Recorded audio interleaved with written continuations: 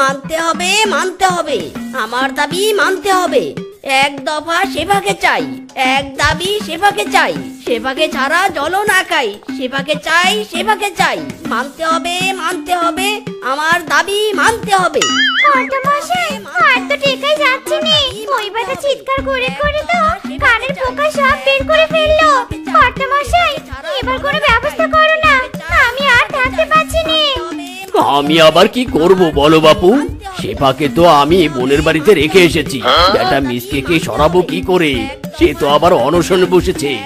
আমি বলি কি টিনা, তুই গিয়ে দেখ তো কোনো ব্যবস্থা করতে পারিস কিনা। একবার যদি মিসকে কিছু খায় তবে মিসকে লাথি মেরে বাড়ির সামনে থেকে সরাবো। সেটা বুঝলো, কিন্তু কি করে কি করব সেটাই তো বুঝতে পারলাম না। তোর মাথায় তো পুরো গোবরে ভর্তি, তুই বুঝবি কি করে? এদিকে কান পাত, আমি বুঝিয়ে দিচ্ছি সবটা।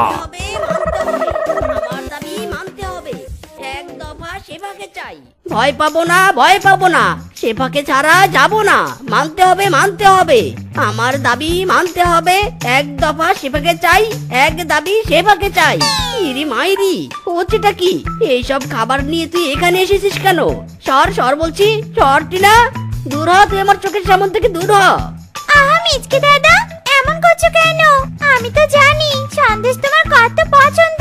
তুমি যখন শেফা দিদির সাথে প্রেম করতে, তখন তো মাঝে মাঝে শেফা দিদি লুকিয়ে তোমার জন্য সন্দেশ বানিয়ে নিয়ে যেত। একদিন তো কর্তামশাই সামনে ধরা পড়েছিল। ইয়ে মানে, এসব কি কথা বলছিস তুই? এসব পুরনো কথা টেনে কোনো লাভ নেই। আগে তো সন্দেশ খেতাম, এখন আর সন্দেশ খাই না।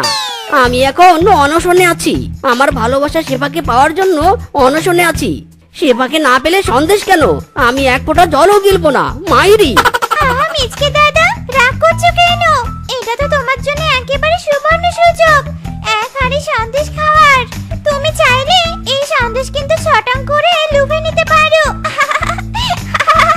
দেরি করো না মিচকে দাদা, জলদি শুরু করে দাও। নাও নাও মিচকে দাদা, নাও। ইরি মাইরি, এতবার করে নিষেধ করছি তবুও তুই কথা শুনছিস না। বেদ্যপ পলক মেয়ে কোথাকার। ওরে বাবা রে, আমার কানটা বোতা হয়ে গেল রে, আমার কানে সাইডিং বাজছে। ও কর্তামশাই গো, তুমি কোথায় গো? আমার কানের চেয়ে 16.5টা বেঁচে গেল গো। না, এই বেটা মিসকের তো খুব বার বেড়েছে। আমার একমাত্র বিশ্বস্ত কাজের মেয়ে আমার আদরের টিনাকে থাপ্পড় মেরে কানের প্যাটার্ন পাল্টে দিল। যা তো কিংকং যা, মিসকে কান ধরে আমার বাড়ির সামনে থেকে তুলে দে। আর যদি বেশি ঝামেলা করে তাহলে এমন হাল করবি যাতে আমার বাড়ির ত্রিসীমানায় না থাকে। যা কালুয়া কিংকং যা। একবার খাবার পাঠালো বাড়ির কাজের মেয়েকে দিয়ে, এখন আবার পোষা লাঠিয়াল পাঠিয়েছে। যতই চেষ্টা করুক ওই মোরল, আমি এখান থেকে এক চুলো নড়বো না, নড়বো না, নড়বো না। Mind it. তুই এই কালুয়া কিংকংকে দেখেও এখনো জোর গলায় কথা বলছিস? দাঁড়া বেটা, তোকে এখনই এখান থেকে তাড়িয়ে দিচ্ছি। ইরি মাইরি, কি করছিস তুই, কি করছিস? থাম থাম থাম বলছি, আমাকে ছেড়ে দে, একদম টাচ করবি না। দাঁড়া কিংকং, ছাড় আমাকে, ছাড় বলছি, ছাড়। একবার যখন তোকে ধরেছি তাহলে আর তো তোকে ছাড়বো না। বিকজ কালুয়া কিংকং যে প্রজেক্টে একবার হাত দেয় সেটা শেষ না করে ছাড়ে না। তোকেও আমি পগার পার করে দিব। এই ইরি মাইরি, গেলুম রে।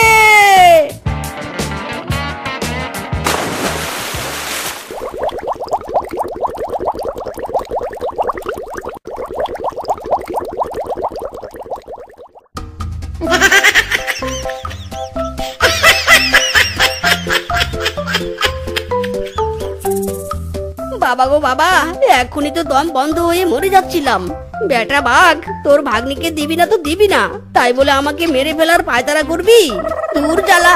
কোথায় এই বয়সে গলায় বিয়ের মালা ঝোলার কথা, সেখানে কাঁধে একটা বাঁশ ঝুলে আছে। বাট কিন্তু এই বাঁশটা এত ভারী কেন? আরে আরে, এটা তো একটা বাঁশের নলকূপ। যাক, সে ফাঁকে না পাই তো কি হয়েছে, দারুণ ইউনিক একটা বাঁশের নলকূপ পেয়েছি। এবারে বাঁশের নলকূপ নিয়ে বাড়িতে ফিরি, ভুলেও আর ওই বাগের বাড়ির আশেপাশেও যাওয়া যাবে না। বাবা গো বাবা, একবার যা শিক্ষাটা দিল।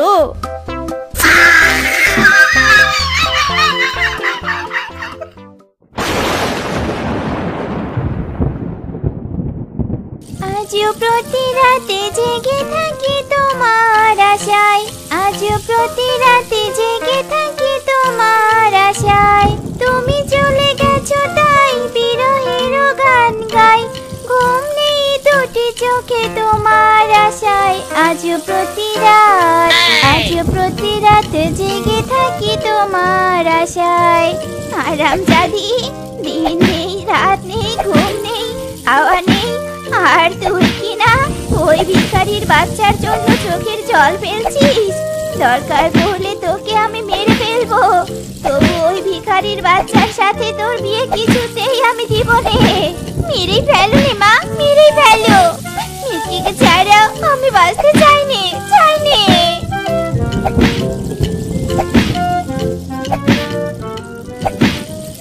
কিরে বন্ধু, শিপাকে না পেয়ে পাগল টাগল হয়ে গেলি নাকি?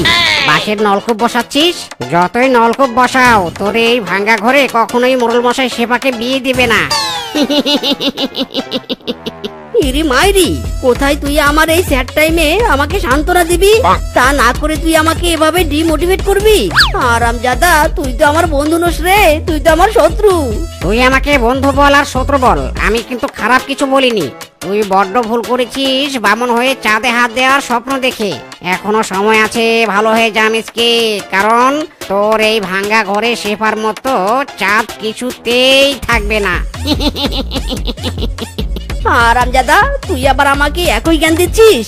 দাঁড়া বেটা, তোকে মেরে তোর মুখের মানচিত্র বদলে দিব, তারপর তোর সব জ্ঞান দিক ভুলে উল্টো দিকে চলে যাবে। ওরে বাবারে, মিসকে ছেঁচড়া খেপেছে রে, জলদি পালাতে হবে। কিরে পালাচ্ছিস কেন? দাঁড়া হারামজাদা, দাঁড়া দাঁড়া বলছি, ওখানেই দাঁড়া।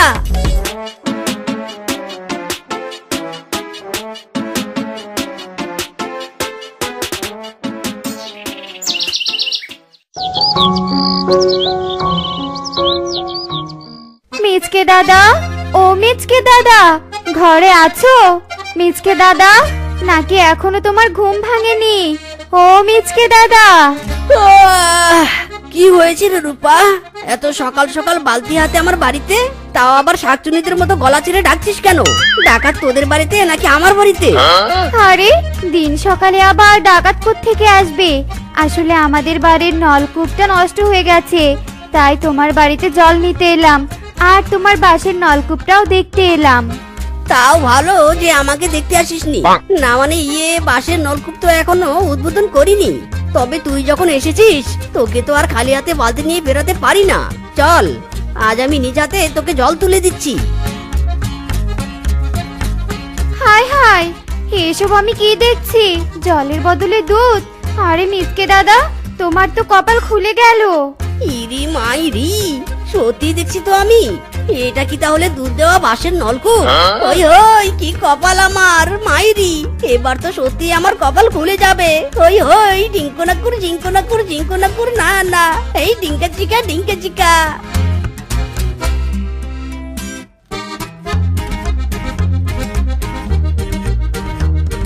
এখানে সুলভ মূল্যে দুধ পাওয়া যায়। আরে বাস, মিসকে আবার দুধের ব্যবসা শুরু করলো কবে থেকে? কিন্তু আমি তো যতদূর জানি মিসকের তো কোনো গাভী নেই, তবে দুধ কোথায় পাবে? কি ভাওতাবাজি শুরু করেছে যে মিসকে, কে জানে? আরে কোনো ভাওতাবাজি শুরু করিনি, আমি দুধের ব্যবসা শুরু করেছি, এটা একদম ট্রু কথা। তবে দাম কিন্তু আসলেই সুলভ। বাজারে দুধ 60 টাকা লিটার, আর আমি বিক্রি করব 40 টাকা লিটার। কি বলছিস? মাত্র 40 টাকা লিটার? তবে তুই আমাকে 2 লিটার দুধ দে।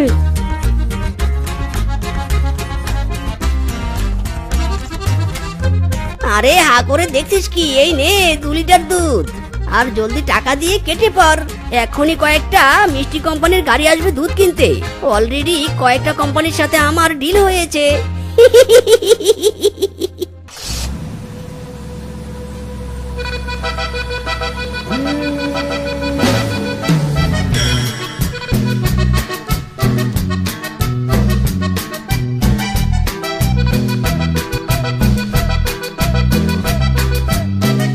কি ব্যাপার রে কিংকং?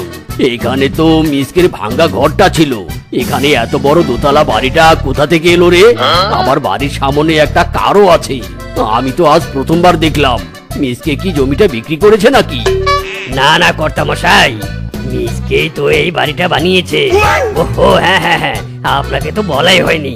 মিসকের একটা দুধ দেওয়া বাঁশের নলকূপ আছে, আর সেই নলকূপের দুধ বিক্রি করে তো মিসকে আজ কোটিপতি। বলিস কি কিংকং? এসব কথা তুই আজ আমাকে এখন বলছিস? আরো আগে বলতে পারিসনি হারামজাদা? আরে মিসকে যদি বিয়ে করে তাহলে আমার ভাগ্নির কি হবে রে? আমি তো মিসকে আর হাতছাড়া করতে চাই না। আরে কর্তামশাই মারবেন না প্লিজ। মিসকে তো এখনো বিয়ে করেনি। ছাড়ুন কর্তামশাই, ছাড়ুন। আর দ্রুত গিয়ে মিসকে ধরুন। হ্যাঁ হ্যাঁ, তুই একদম ঠিক কথাই বলেছিস। চল আগে আমরা মিসকের বাড়িতে যাই। আরে মোড়ল মশাই, আপনি আপনি কি শুধু আমার বাড়িটাই দেখবেন নাকি চাও খাবেন? টিনা, তুই দাঁড়িয়ে কেন? দে জলদি চা দে ওনাদের। ওকে মালিক, নিন চা নিন, জলদি নিন, ওদিকে অনেক কাজ পড়ে আছে। আরে টিনা, তুই?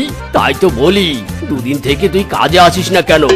কারণ 2 দিন হলো মিসকে দাদার বাড়িতে জয়েন করেছি। মাইনে তোমার বাড়ি থেকে 3 গুণ বেশি। তবে তো ভালোই আয় রোজগার তোমার, তাই না বাবা মিসকে? আমি কিন্তু বেশ খুশি হয়েছি। এবার তো তুমি বেশ ধনী। এবার আমি আমার ভাগ্নি সেবার সাথে তোমার সম্বন্ধটা করতে চাই। খামোশ! যা বলেছেন বলেছেন। নেক্সট টাইম আর এমন কথা বলবেন না। আমি যাকে একবার ভুলে যাই তাকে আর ফিরে পেতে চাই না। আমার জন্য অনেক ফরেইনার মেয়ে ওয়েট করছে। বিয়ে করলে আমি তাদেরকেই করব। এবার আপনারা আসুন।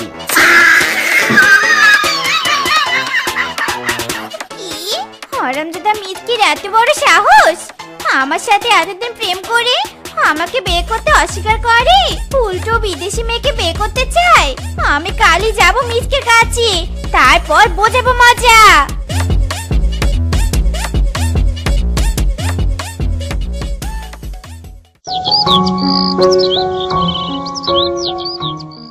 ইরে মাইরি, করছো কি শেফা, করছো কি? আমি তো মরে যাব। ছেড়ে দাও শেফা। তোমাকে বিয়ে না করলেও অন্য মেয়েকে বিয়ে করার জন্য হলেও আমাকে তো বাঁচতে হবে। কি বললি? এতদিন আমার সাথে প্রেম করেছিস, অনশন করে আমার মান সম্মান নষ্ট করেছিস, আর এখন বলছিস আমাকে বিয়ে করবি না? এবার তোর কপালে দুঃখ আছে। হয় আমাকে বিয়ে করবি, নয়তো আমার হাতে প্রাণ দিবি। ইরে মাইরি, গেলুম রে। ওরে বাবা রে, ওরে মারে। আহ!